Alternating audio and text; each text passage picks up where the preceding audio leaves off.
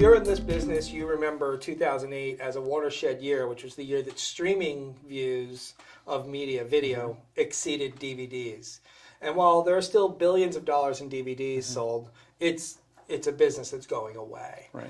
But more importantly, what's interesting is the business that was supposed to replace that, download to own, it's not really replacing DVD at all. And as content shifts from a thing, a product, to a service, access seems better or equal to ownership. Yeah, and I think a lot of it has to do with digital piracy. When you run a business, a download to own business, where there's a file involved, you can't necessarily protect that file from BitTorrents and being stolen.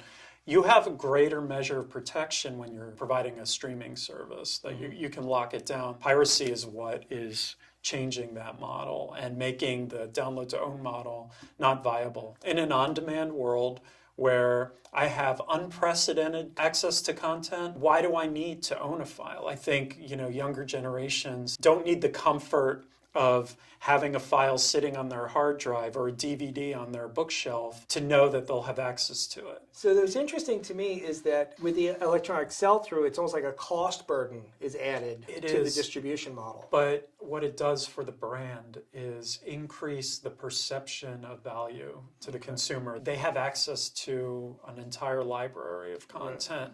And it's that whoever aggregates the most entertainment or media and provides a platform that seems to be comprehensive to a consumer is going to win. The only practical reason to have a file nowadays is so that when I'm in the air and the broadband sucks in my airplane, I have access to a movie. So what do I own then? I own an account. You own access, right? You own a passport to content.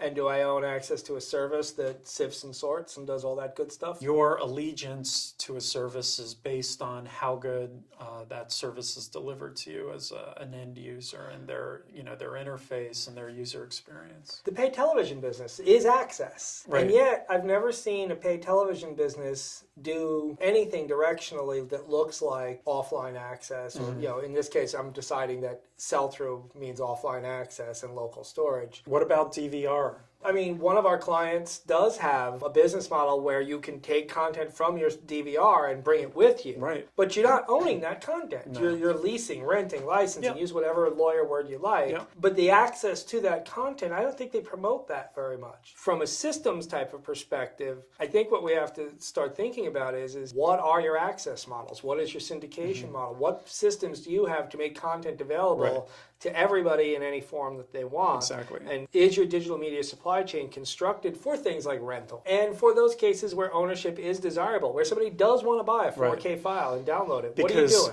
Because the value of a file was the ability to take it with you wherever you go and have it available to you. So ubiquity of access for a consumer, from a consumer perspective, is important. So you're right, the burden is on the business to make sure that content is able to be transported and delivered to every device that a consumer uses. If you're in the content ownership business and you're not thinking about your retail strategy and systems to bring that, transactional systems and customer relationship management systems, you're a little bit behind the eight ball.